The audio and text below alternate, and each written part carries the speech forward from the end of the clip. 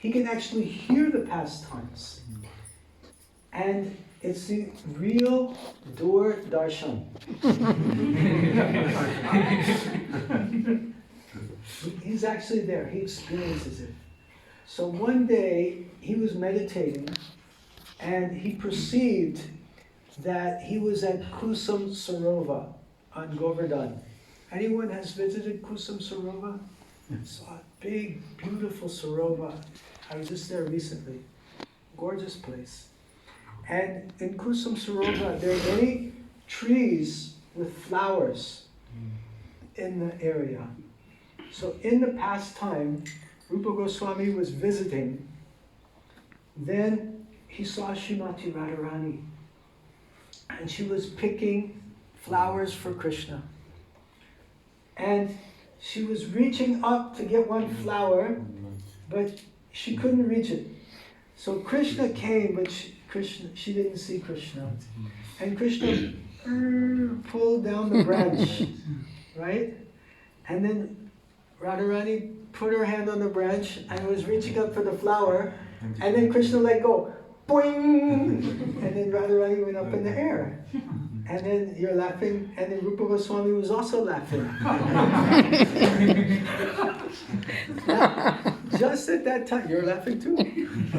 Just at that time, there was a lame Vaishnava who was walking past the bhajan kutir of Rupa Goswami. Lame means he had some trouble walking. So he's not walking properly, and he heard Rupa Goswami laughing. And he was thinking, oh, maybe Rupa Goswami is laughing at me because of my bad leg. And he became insulted. He was offended. So just at that moment, Rupa Goswami, his meditation broke. He could no longer tune into Doordarshan. He could not access the pastimes. So he asked his brothers, days went by, he's losing his darshan. Days went by. He asked his brother, Sanatan Goswami, what happened? Why I've lost my bhajan? Why I've lost my meditation? Sanatan Goswami said, you must have offended one Vaishnava. So who did I offend? How do I know? Then Sanatan said, have a feast and call all the Vaishnavas in Vrindavan, and whoever doesn't come, he's the one who offended. So Rupa Goswami does that, and everyone came except for the lame Vaishnava. And he was able to identify him and speak with him and clarify what had happened and beg his forgiveness. And everything became okay after that. So in this way, Vaishnava Aparad and other Aparad, Nama Aparad, Jiva Aparad, and Seva Aparad, they can cause block in our progress of spiritual life. So we should just try to move ahead. But if we see that there's a radical departure from our sadhana and our bhakti, then we should investigate and consult senior devotees and see if maybe something's very wrong, like that. But generally, we should just always keep moving ahead. We'll always make some galtis, some mistake will always be there. Shri Krishna in Gita, he says, wherever there is fire, there is smoke. Right? So we try to do our bhakti, we'll try to do something good, but we'll always make some mistake also. There'll always be some smoke. But despite the smoke, just under the guidance of the senior Vaishnavas, always continue moving ahead. It may seem like we're going really slow, but generally, if we're following the principles, we're going very quickly on the path of devotion. Does that answer your question? Okay, thank you so much. Beautiful.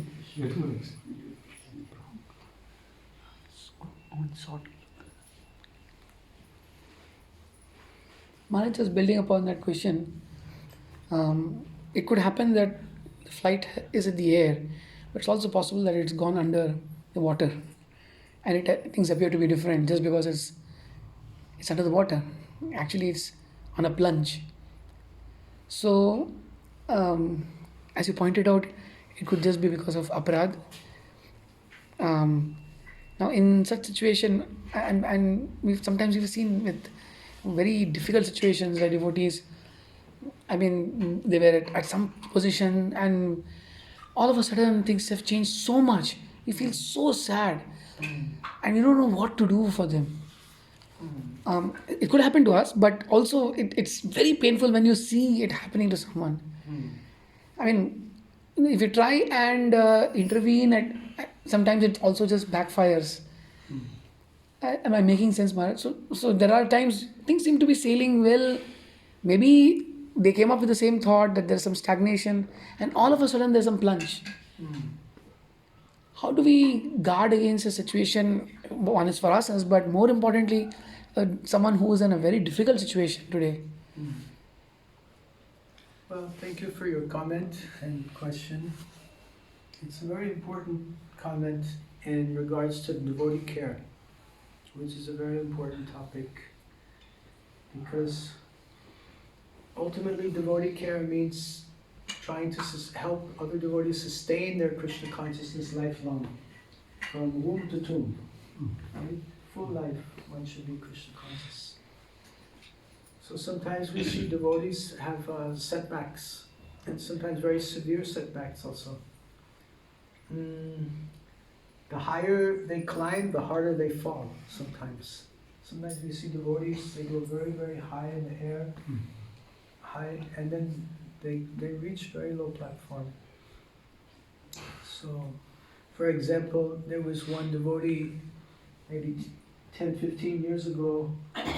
He was so popular and so much respected that the GBC, the topmost governing body commission in ISKCON, the topmost managerial body, they voted him to be chairman for 3 successive sessions, where previously the law was only 1 succession, you could be chairman.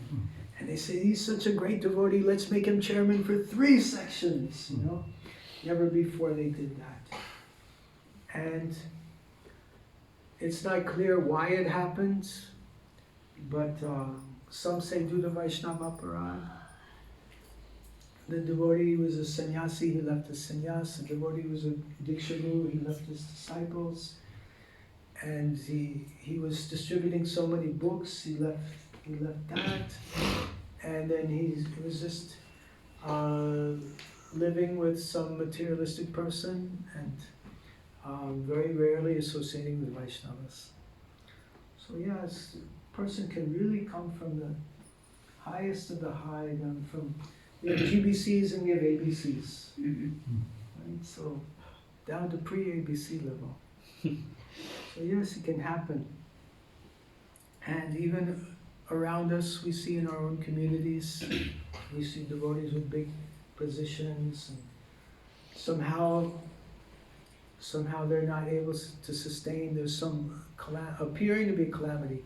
Now, I want to also include in this discussion that not a blade of grass will move unless it's a desire of the Supreme Lord. So I was reading Prabhupada Lilamrita yesterday, and Prabhupada was saying that the reporter was saying, blackout, bombs. You know, this was when the Pakistani war was going on. The bombs are going to come, the bombs are going to come. And they asked Prabhupada, what are you going to do when the bombs come? And then Prabhupada said, I will see that Krishna has come as a bomb.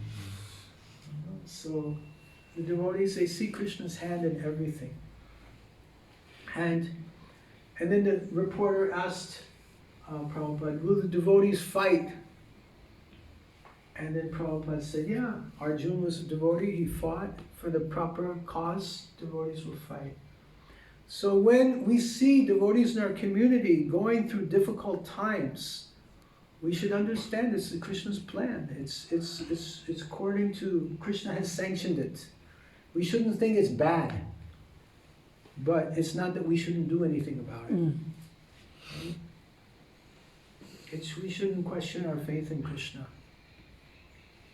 We should say, Krishna has made this arrangement for this particular devotee for a particular purpose. But still let me help him to whatever, or her, to whatever extent that I can.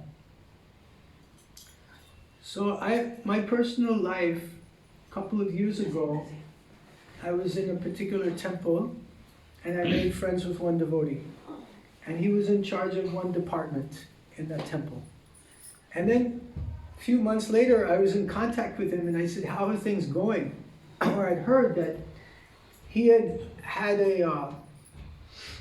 this temple department, they were selling mortis. They were making mortis, Prabhupada and different things. And the devotee was approached by another institution outside of ISKCON and said, can you make a murti for us of our, leader? And he said, and we'll pay you. And he said, sure. And he did it like on the side. So when local devotees found out, he lost his post. And he was kind of ostracized because he did the wrong thing. He was tempted by greed. He was tempted by money. And this is, we all have this tendency. We make mistakes, we have imperfect senses. We have a cheating propensity, we're subject to illusion. Any of us can fall down any time. So when I found out about this, immediately I called him. And I just had him tell whatever was on his heart. And he released everything. And he said, you're the only one that called me. So and he was really grateful. And so we should reach out to devotees when they have this difficult time. We shouldn't say, oh, he's in a bad state, I don't want to get contaminated. At least let us extend our ear. At least, this is dadati pratigrinati guya makiti prichati bhukti bodhate chaiva sadvidam priti lakshanam. This is loving exchange, that you reveal what's on your heart and you listen confidentially. And this is extremely important. It's extremely important. This is what our society is based on, these loving exchanges. So when devotees are in trouble, at least give them a chance to express their point of view. Often we have a strange culture in ISKCON and in the material world. When someone makes a mistake, we don't give them an opportunity to express their side of the story also. So, if you give a person a chance even to express themselves, if you don't help them in any other way, just give them a chance to talk and explain their perspective. 85% of the issues are solved, just by giving them a chance. And then this year, a few months ago, I met this devotee again. And he had been following the temple authorities. They said, you can't do any seva, but come, at least once a week morning program. And he was following their thing. And he had been a professional MC, Master of Ceremonies, previously. So I engaged him in one of our online festivals as an MC. And he was just so happy to be able to do some seva. He was so inspired. And like this. So these are two things that we can do to help devotees that are in trouble, practically. Number one, give them an opportunity to express themselves. Number two, if it's appropriate, if we can offer them some seva, then that's a wonderful thing also. Beautiful. Seva will save you. It was very profound. Yeah. So I want to appreciate all of you for coming today. Thank you for visiting me here in my little kutir. And please come again and again to Sri Pandharpur Dham. I will serve you here. And I hope you enjoy the rest of your visit. Are you enjoying your stay here? Yes. Very much. Ekdam bahut shanti hai. Very peaceful place.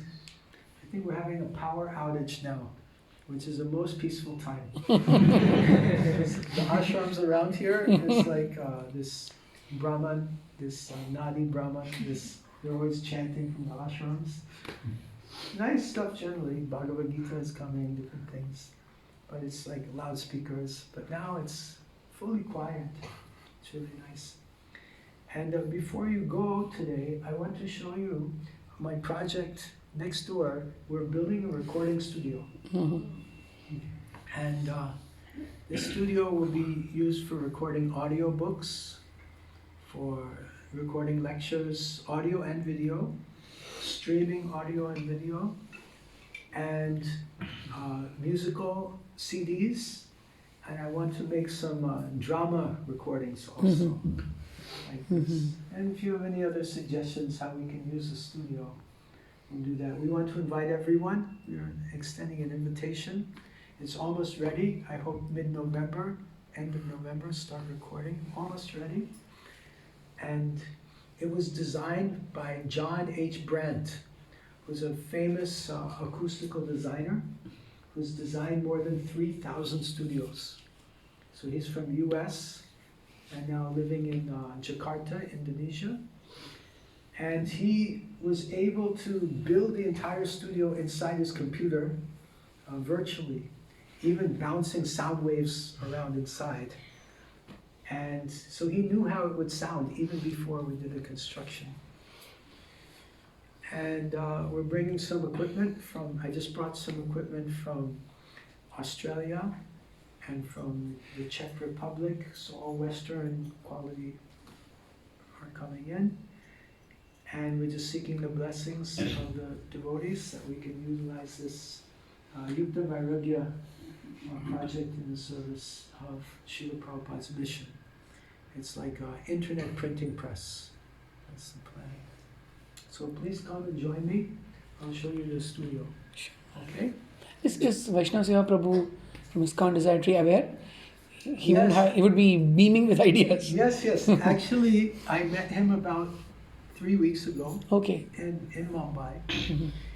And he's donated one Yamaha mixer. I'll show you the mixer. Okay. And a few other things to help us. And he said, as long as you use it, you can keep it. Okay. But if you stop using it, send it back. We have a written agreement like this. So he's very enthusiastic. And I did some recording in ISKCON Desire Tree many years ago. So we have a long-term relationship. So yeah, we want to do content creation, Krishna conscious content creation. Maybe next time you come, we can sit and do bhajans, and there we can record some bhajans for you. Yeah, Maharaj. Long back, Krishna Productions, they created this Chaitanya Bhagavat. But after that, this entire drama production through audio has stopped. I thought it was a great idea. In ISKCON Desire Tree, they were No, doing- Krishna Productions. Where is No, it? sorry, what is it? Krishna Dharma. No, Prabhu. The Chaitanya Bhagavat and Chaitanya Bhagavat was It was some audio book. audio book, yes. Audio rendition. Yeah. A beautiful background music. Oh, maybe there's Amala Bhakta Prabhu. Amala Bhakta Prabhu did that for Chaitanya Charitamrita as well, yes. Okay, similar. Similar. Yeah, maybe we can do something like that here. I think it's a great idea, just that I haven't seen that continue. Yeah, Maybe this is, because devotees, they like to read and they also like to hear. yeah. So shall we move? Some devotees are requesting one more kirtan if it's possible. Okay. Maharaj, can If- you hear Panchajanya, Prabhu? I mean, Kya? Panchajanya Prabhu. Chaitanya. When I went on the sannyas list, there was a deal. And the deal was I had to give up playing the trumpet. And I thought it would be a good trade. Trade a trumpet for a danda.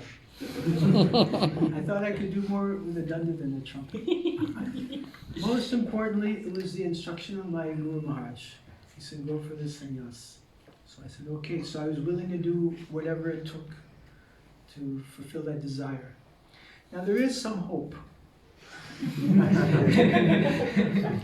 Because when I took sannyas, my Guru publicly in his lecture, he said that our Sri Krishna Chaitanya Swami, he's shown that he's detached He hasn't played for 5-6 years.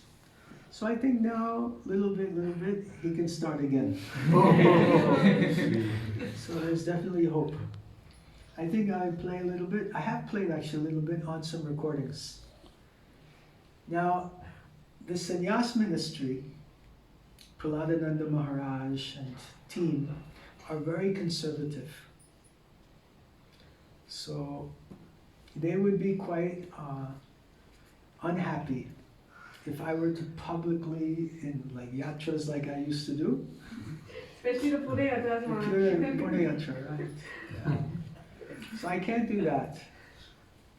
But little chota things I can do here and there. Without disappointing them also.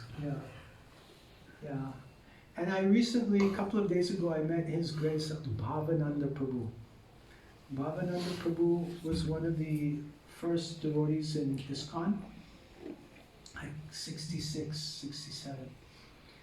And Prabhupada asked him to do the TOVP many years ago.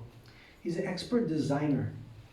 He would personally, also Prabhupada's personal assistant, he would personally massage Prabhupada's lotus feet.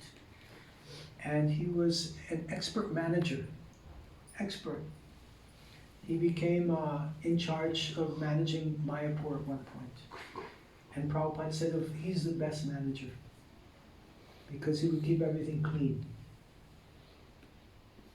He told me this story the other day. He was with Prabhupada on the top, I think, of the Lotus building.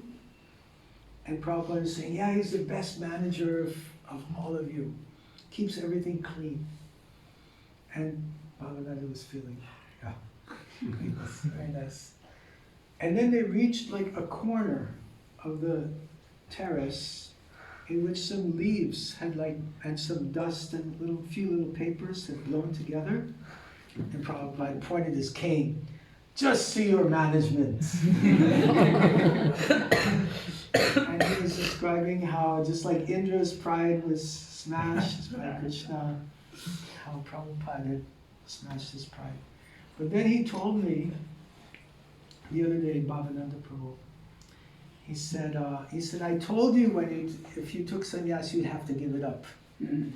He said, it's not proper that a sannyasi should be running around with a trumpet. It's different mood, like rasabhas. So little bit maybe from the studio, but no more Pune Yatras.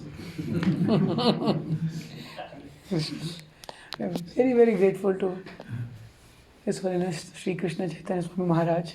We would like to first of all express our heartfelt gratitude to you for a very touching highlight session for this yatra.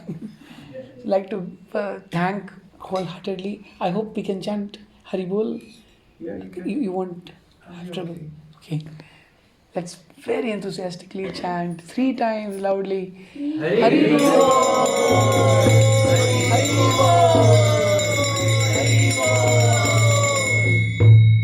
His Holiness Sri Krishna Chaitanya Swami Maharaj ki Jai! Prabhupada ki Jai! So we'll have this short kirtan. Yes.